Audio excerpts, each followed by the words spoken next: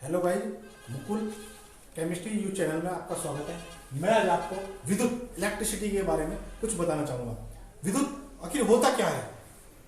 तो एक चीज है कि सच्चाई छुप नहीं सकती कभी झूठे उसूलों से।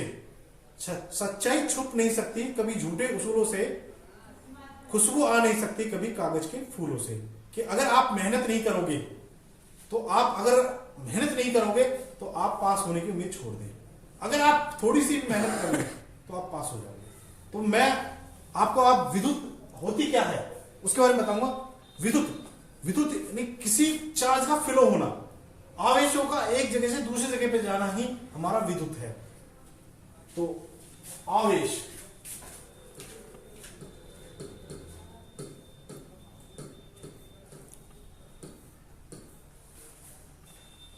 क्या है? आवेशों का बहना, आवेशों का एक यानी कि आवेश है तो बोलते हैं चार्ज।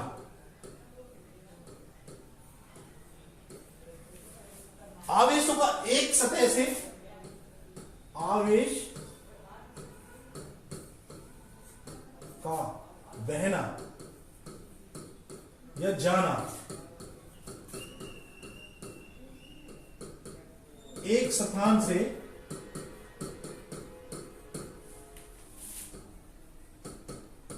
दूसरे स्थान पर।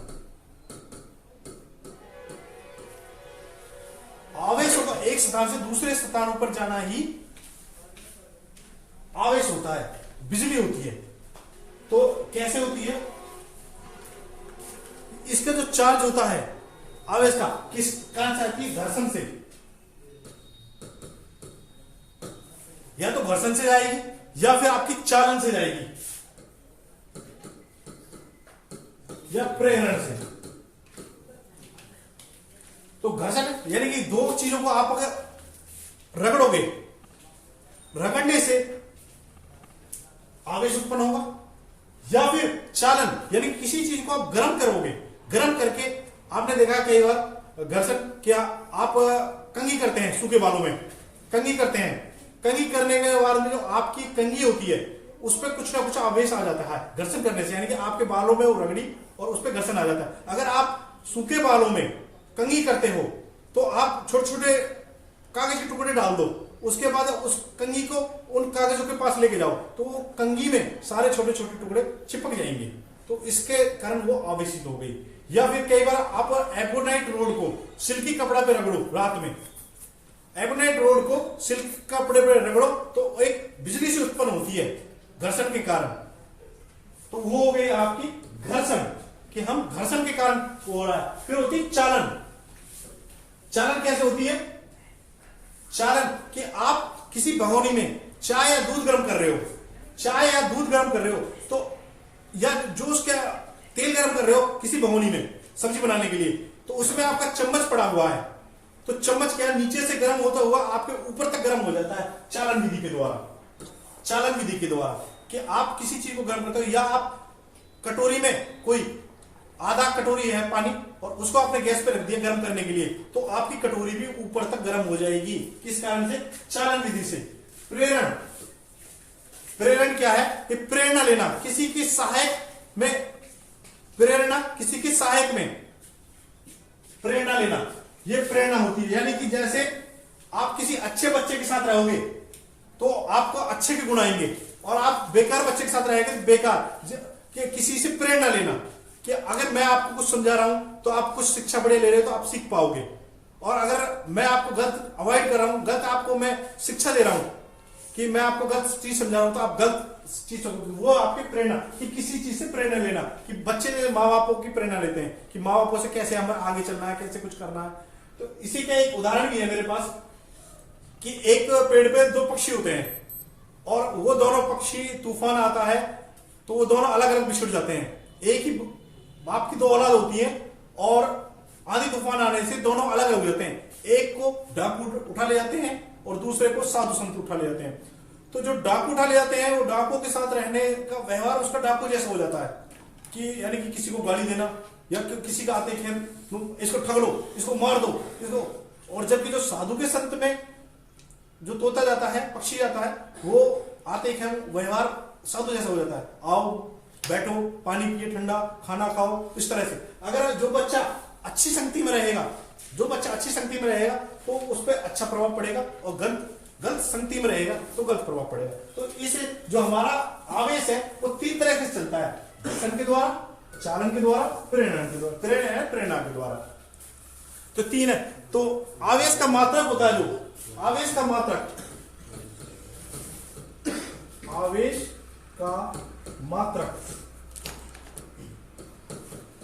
कुलाम क्यों होता है?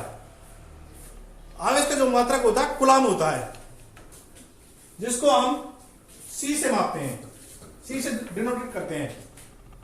तो आवेश का मात्रक Q, तो Q C।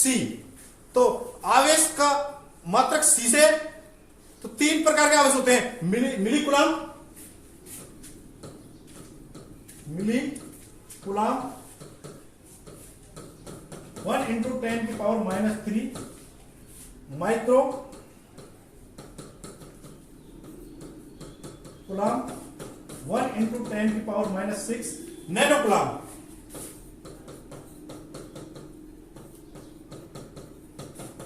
One into 10⁻⁹।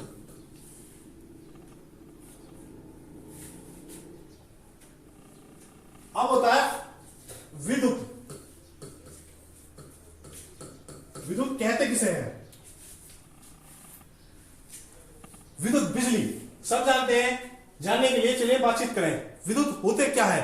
विद्युत इलेक्ट्रॉनों का फ्लो एक सतह से दूसरी सतह पे। बिजली या विद्युत हम जानते हैं एक सतह से दूसरी सतह को जाने के लिए को हम बिजली कहते हैं। तो इसके लिए क्या है? विद्युत गतिशील आवेश, विद्युत आवेशों का बहना, गतिशील विद्युत आवेशों को बहना ही हमारा विद्युत है। तो विद्युत धारा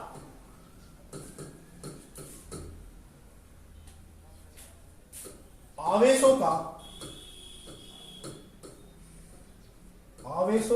का एक स्थान से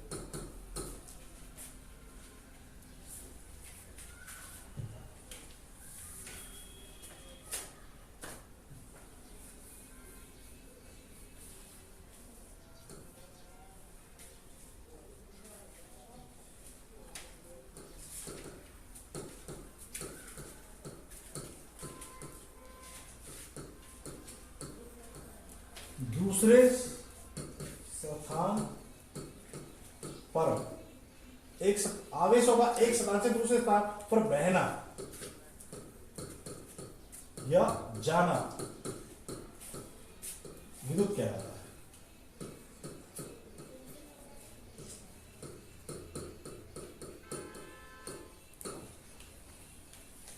एक सेकंड में कितने चार्ज, एक सेकंड में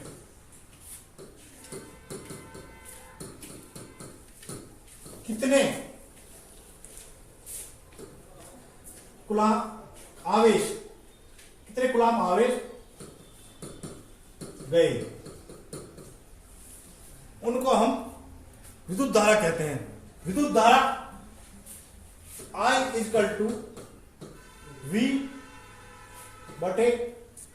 V/R, यह है हमारी विद्युत धारा।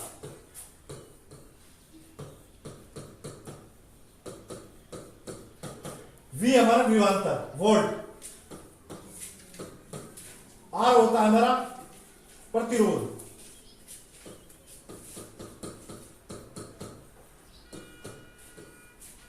जो कांस्टेंट है। ओम, इसी में है ओम का नियम।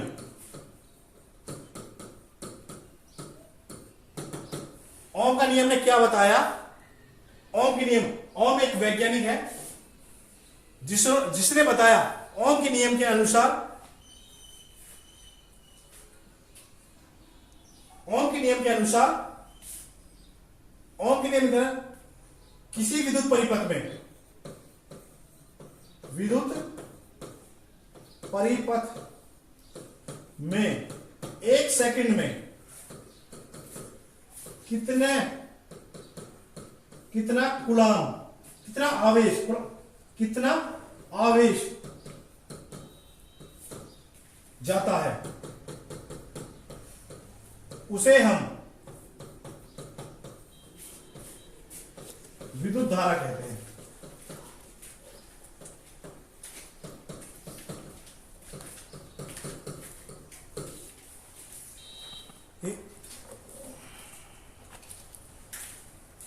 V डायरेक्टली प्रोपोर्शनल, ओम के नियम के अनुसार V directly proportional to I या V directly proportional to I, Ohm के नियम के अनुसार V directly proportional to I। अगर हमारा वोल्ट बढ़ेगा तो हमारा I भी बढ़ेगा, विद्युत धारा भी बढ़ेगी। अगर हमारा विद्युत धारा बढ़ेगी तो वोल्ट भी बढ़ेगा ओम के नियम के अनुसार। अगर हमारा I घटेगा, करंट घटेगा, तो वोल्ट भी हमारी घटेगी, जो ओम का नियम कहता है हमारा। विद्युत विभव, अब आगे विद्युत विभव।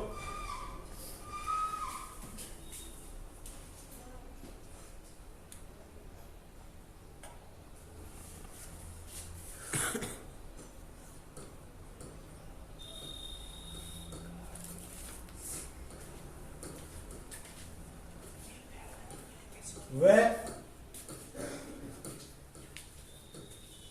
विद्युत विभवांतर,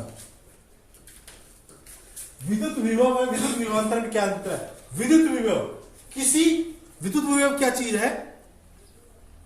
किसी विद्युत क्षेत्र में, किसी विद्युत क्षेत्र एक आवेश, किसी विद्युत क्षेत्र से एक इकाई आवेश को किसी एक बिंदु से अनंत तक ले जाने वाले कार्य रूप में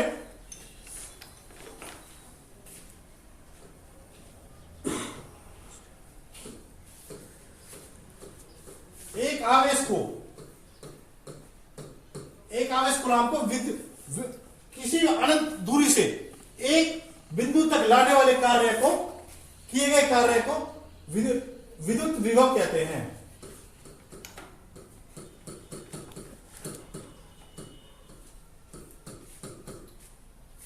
V बराबर total work W, Q total charge, समय। तो विभवांतर, विद्युत विभवांतर,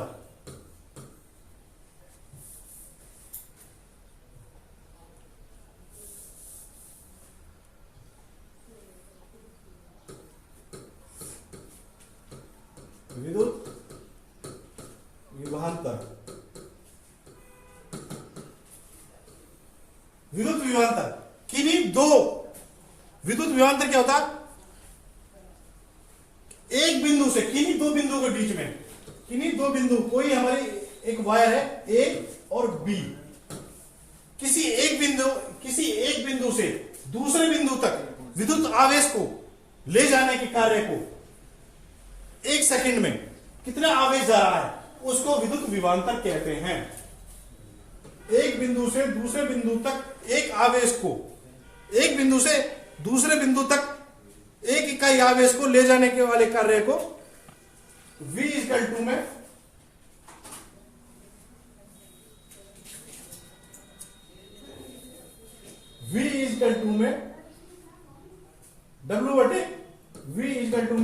W बटे Q, टोटल वर्क डन,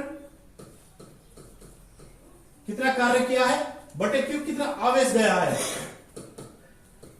यानी कितने समय में। तो इसका जो सूत्र बनता है V इक्वल टू में W इक्वल टू में QV, टोटल वर्क डन अगर निकालेंगे तो W इक्वल टू में QV। तो विद्युत, अब आती है हमारे विद्युत चालक किसे कहते हैं?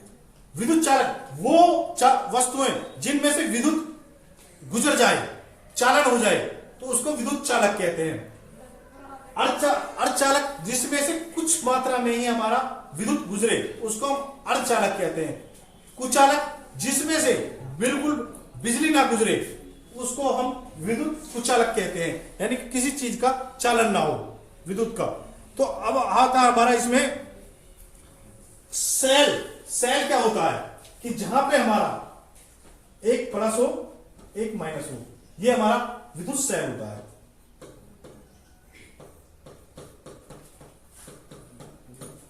विद्युत सेल यानी कि जो प्लस का निशान होता है वो हमेशा बड़ा होता है और माइनस का निशान। विद्युत बैटरी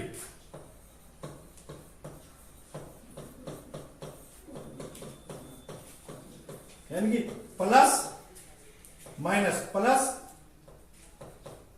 माइनस प्लस माइनस,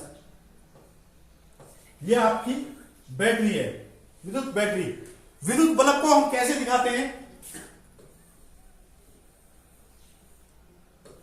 ये आपके या ऐसे कुंजी,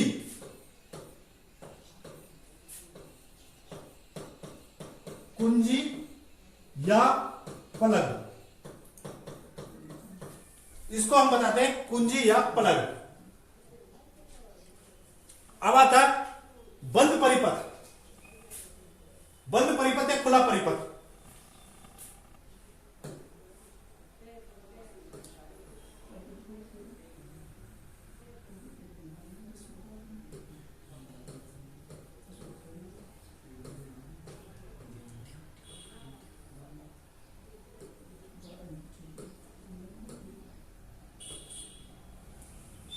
अगर एक कुंजी हमारी कुंज, ये है बैटरी या सेल, ये बल्ब, ये आपकी की स्विच। जो हमारी विद्युत धारा चलती है वो हमारी हमेशा प्लस से निकलकर माइनस पे आती है। अगर हमारे स्विच ऑन है, स्विच ऑन है तो परिपथ बंद है। स्विच ऑन है तो विद्युत परिपथ बंद है, यानी कि चालू है। ऑफ है स्विच तो विद्युत परिपथ खुला हुआ है।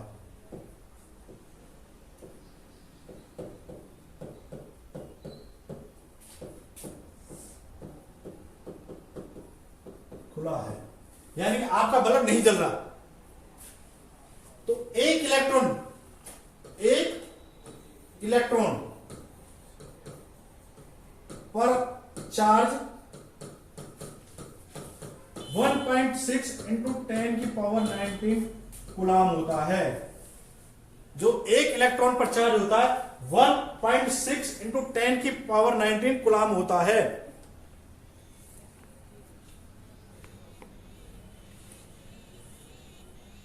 कूलाम का नियम क्या कहता है? कूलाम के नियम के अनुसार, अब आता है कूलाम का नियम।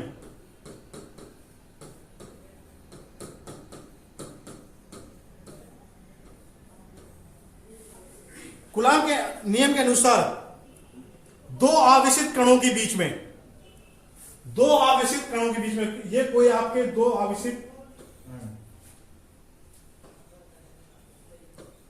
इनके बीच में आकर्षण या प्रतिकर्षण, यानी कि एक दूसरे को पास बुलाना या एक दूसरे को दूर भेजना, आकर्षण या प्रतिकर्षण विद्युत बल उन दोनों आवेशों के गुणनफल के अनुक्रमानुपाती होता है। यानी कि F इक्वल जो फोर्स होगा Q1 इंटू Q2 बटे में दूरी विशिष्ट R का स्क्वायर है। बिजली एक ऊर्जा है जो हमारे घरों और उद्योगों को चलाती है। यह एक प्रकार का उपयोग के आधार पर विभाजित होता है। बिजली के बिना हमारा जीवन अधूरा है। तो अब हम देखें कि चालक का प्रतिरोध किन बातों पर निर्भर करता है।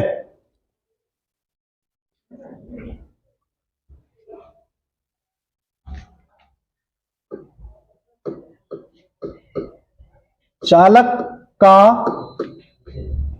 प्रतिरोध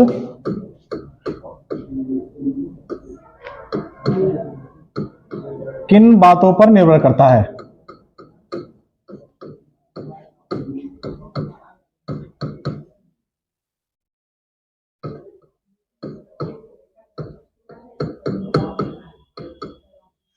चालक का प्रतिरोध, हमारा कोई ये चालक है, यानी कोई भी धातु का सबसे पहले जो चालक होता है, चालक का प्रतिरोध लंबाई पे डिपेंड करेगा। चालक का प्रतिरोध आर जो डिपेंड करेगा वो उसकी लंबाई पर, R directly proportional to L, यानी इसकी लंबाई, चालक की लंबाई कितनी है। दूसरा जो डिपेंड करेगा अनुप्रस्थ काट पर, यानी कि अनुप्रस्थ क्षेत्रफल, एरिया पर, उसके पर कि चालक की मोटाई कितनी है, समीकरण 1। तो दूसरा प्रतिरोध हमारा डिपेंड करता है वो अनुप्रस्थ क्षेत्रफल 1 में ए, यानी उसकी मोटाई कितनी है, कितना मोटा है चालक हमारा। जितना चालक पतला होगा उतनी ही ज्यादा होगा, जितना मोटा होगा उतना ही घटेगा। तो समीकरण 1 व 2 से, समीकरण 1 व 2 से R directly proportional to L into A, तो R directly proportional to L length बटे एरिया, तो R equal to rho into L बटे ए। रो ये हमारा जो रो है